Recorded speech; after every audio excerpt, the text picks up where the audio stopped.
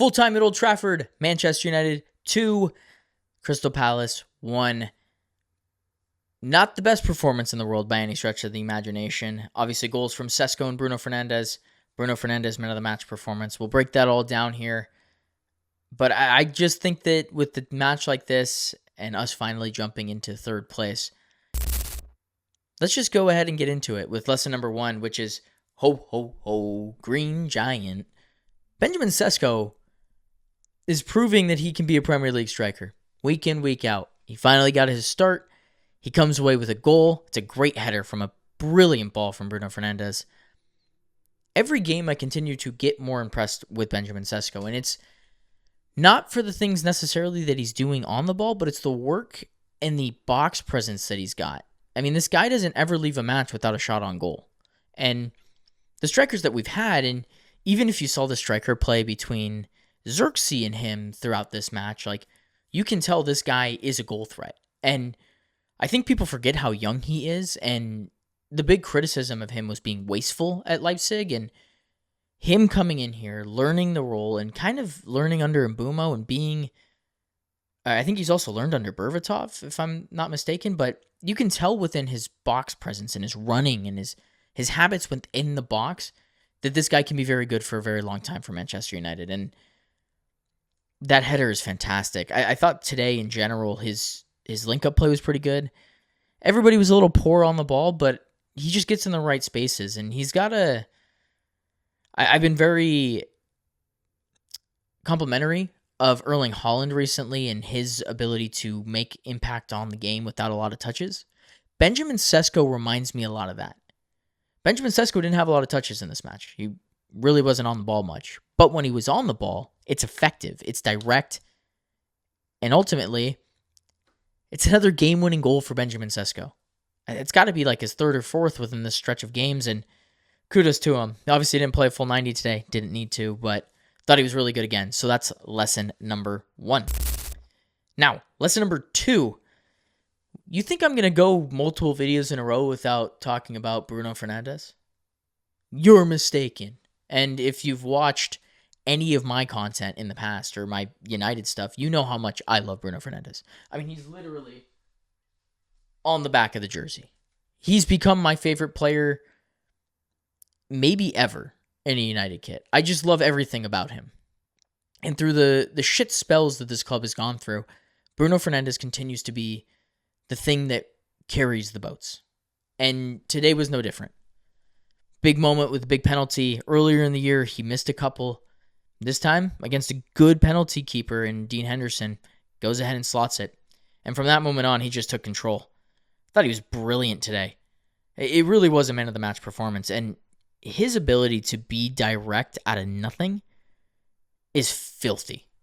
And I think what people need to understand, and I know that he gets this like wasteful tag, and I know that's a part of his game, but he's wasteful in areas that you want him to be forward-thinking and direct and quote-unquote wasteful.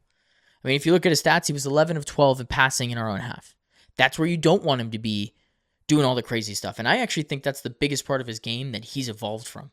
Is I think in the past, when he was playing deeper, or if he was deployed a little deeper in matches, like he was in this one for times, he'd get a little nervous, he'd get a little too direct, and he'd lose the ball, and then United would be under the cosh a little bit. But he's not doing that anymore. His direct play and the constantly trying stuff is in the final third. Like, just go look at his passing map. It's ridiculous. Like, a constant threat.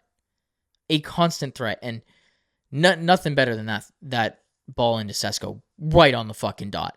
Right on the penalty spot. 100 Premier League assists for Bruno Fernandes. That's legendary stuff, man. Since coming into the league, he has just been a goal contribution monster. And 100 assists. I can't even say that without feeling a little silly. Like, that's fucking ridiculous. There are Premier League legends that don't have those numbers. But just because Bruno Fernandes has played in a bad Manchester United side and people think he's a little dramatic, they don't understand the class that this player possesses. And I think that a lot of the milestones that he's hit this season and United being in their current position helps the narrative around Bruno Fernandes. Because he's truly a joy to watch, and he's my favorite player. So Shout out Capitan on the man of the match performance and 100 assists in a Manchester United kit. Now, lesson number 3. Look, I'm not going to lie to you. The red card changed the game. And this is going to be a shorter point, but United still went on and won the game. And whether you thought the penalty was soft or not, I thought it was a penalty. I don't think I would have given a red card, but that's besides the point. Cunha makes a run. Lacroix is behind him. He pulls him down. He made a decision for the referee, and the referee made the decision. And while I think United maybe haven't gotten those calls in the past, having a player like Cunha helps you get those calls. And does he sell it a little bit? Sure, absolutely. But I can tell you we're not getting that play last season or even earlier this season. And Cunha in that particular moment won United the match. And while it changed the match, yes, I've watched this team at home not score goals down 1-0 with 10 men or against 10 men. Today they scored 2, and it should have been more. Honestly, there was some nervy moments within that 10-man spell, but they come away with 3 points. And that's really what's important, is they continue to build off momentum. And I thought that they were getting better within the game. I thought it was getting to that point. Obviously, the red card just kind of pushed that agenda, but that's okay. Because like I said, literally like 2 months ago, they choked a game at home against Everton against 10 men. So I can't be mad when they take care of business when they should. So that's lesson number 3, is the red card changed the match, but it doesn't matter. Now, lesson number 4, Luke Shaw's injury is a big concern for me. And that comes down to the fact that he's played like every single available Premier League minute pretty much. He's come off in matches, but he started every game.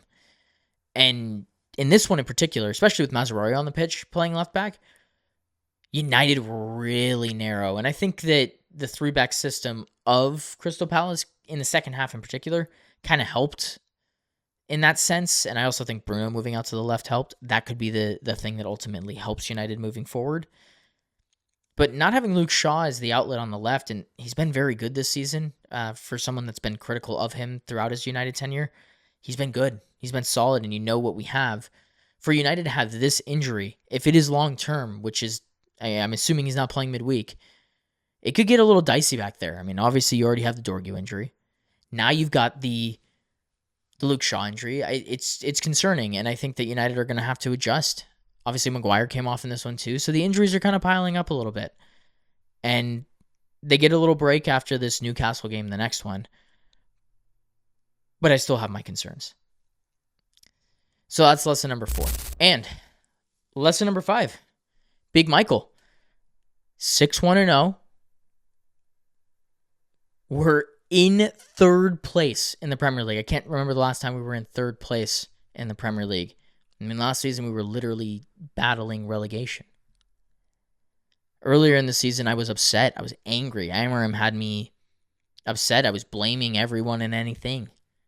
And Michael Carrick has come in here, immediately won the job with the higher-ups over Ole, and has just been a steady, consistent hand in the managerial position. And he's getting the best out of everybody right now. I don't think there's a single player that I don't think looks improved under him. Their defense looks fantastic. Going forward, they look great. They're not void of chances, and they're not giving up big chances, and that's what's important. And they've also learned to battle in matches. They went down in this one early. They battled through it. They worked through those things. They worked through being under the pressure of Crystal Palace for a little bit, and they see out a win. 6 wins in 7. Haven't lost a game under Carrick. It's impressive stuff. I don't think there was anybody in their right mind that was thinking that we could catch Aston Villa if you had gone back to January when Amorim got sacked. But here we are. He also just became joint best record-wise for a Premier League manager through his first 9 games. Look, the numbers are backing him to get the job at the end of this. And it's fucking impressive.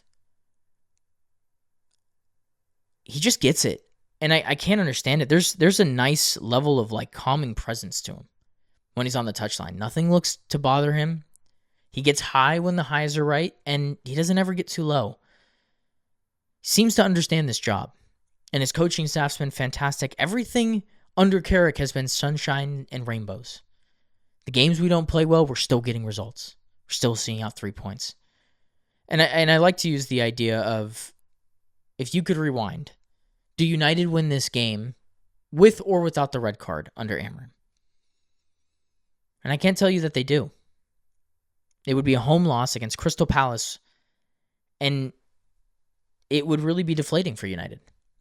But here we are, in third place in the Premier League.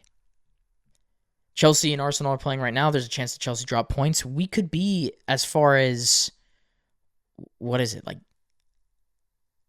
it could be as little as 3 points, but it also could be as much as, I think it's 5? 6. It can be as many as 6 points ahead of Chelsea, who are currently in 6th. We've somehow created a gap. And I feel pretty confident in saying that I think we're going to get Champions League. If you asked me today, do we make Champions League? I think the answer is yes. And it's because of Carrick and the revolution that is currently being unfolded in front of our eyes here at United. And we'll get to the questions of should he get the job later on. But he's definitely putting a great foot forward in that conversation. And that's where I'll leave it. Big Michael's got the Big Reds in third place in the Premier League. I couldn't be happier. And if you've made it this far, you're a new fan of the channel, go ahead and subscribe. Like, comment, share. Tell me what you thought of today's match. Are you happy? Are you sad? Do you feel a little confused with the result? Did you think it was a red card? I'm curious to know all that stuff. But I'll leave it there. Thanks again for listening, and I'll see you guys in the next one. Peace.